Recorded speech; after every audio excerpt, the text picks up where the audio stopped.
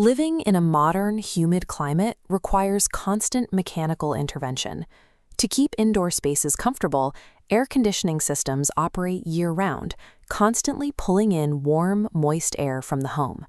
This visualization compares the total volume of a standard residential bedroom to the output of a typical AC unit.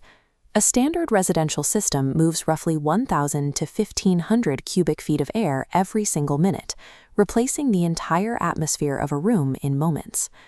When most people imagine an indoor mold problem, they picture dark, localized stains growing on water-damaged drywall, baseboards, or a bathroom ceiling. Those visible colonies, like Stachybotrys, are relatively static. They typically stay in one place and only release microscopic spores into the surrounding air if someone or something physically disturbs the surface. But there is a different indicator of contamination that many homeowners ignore: a brief, musty odor that hits the room exactly when the air conditioner turns on and then fades away as the system runs.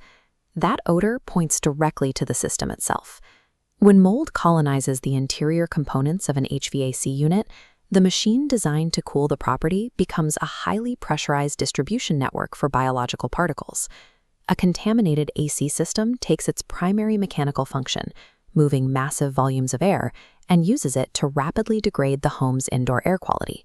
To understand how the contamination starts, we have to look inside the dark, insulated cabinet of the air handler, tracking the warm, humid air as it gets sucked into the machinery. The air first passes through the evaporator coil. To properly cool the home, the metal fins on this coil maintain a constant operating temperature of 40 to 50 degrees Fahrenheit. When warm, humid air contacts the cold metal coil, condensation forms. It drips downward, pooling into the drain pan beneath to create a permanently damp environment. Sitting in total darkness, this pan constantly catches dust and organic debris from the rushing airflow. The mixture of standing water and organic dust creates the precise habitat required for sticky biofilm and fungal species, like Aspergillus, to establish thriving colonies. The everyday mechanical act of cooling the air engineers the exact physical moisture and biological food sources required for mold to multiply. The environment inside the system changes the moment the thermostat clicks off and the machinery powers down. Without active cooling, the evaporator coil warms to room temperature.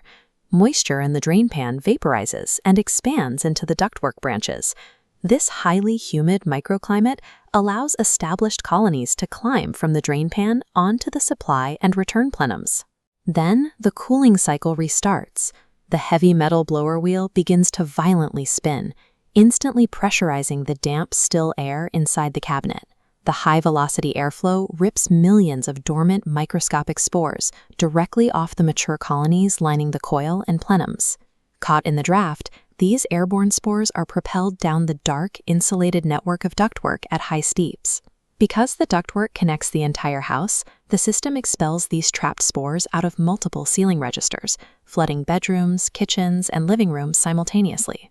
Every single time the air conditioner cycles on, it actively forces microscopic biological contaminants into every connected room in the structure. Once they enter the living space, these dispersed spores slowly drift downward, eventually settling onto mattresses, clothing, carpets, and upholstered furniture. For some individuals, continuous exposure to these airborne mold particles may contribute to persistent indoor allergies, coughing, congestion, or unexplained fatigue that seems to improve only when they leave the house. Standard home maintenance routinely completely misses this contamination.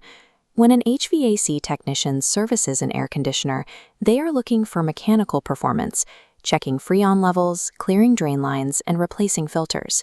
They are not trained or equipped to identify microscopic biological growth. Documenting the true state of the system requires specific diagnostic tools: digital borescopes to inspect the dark interiors of duct walls, active air sampling directly at the supply registers, and accredited laboratory analysis to identify the exact species present. An HVAC system's core function is to breathe for your home. Treating it strictly as a mechanical box, while ignoring its role as a highly vulnerable biological pathway, leaves the health of the entire indoor environment compromised.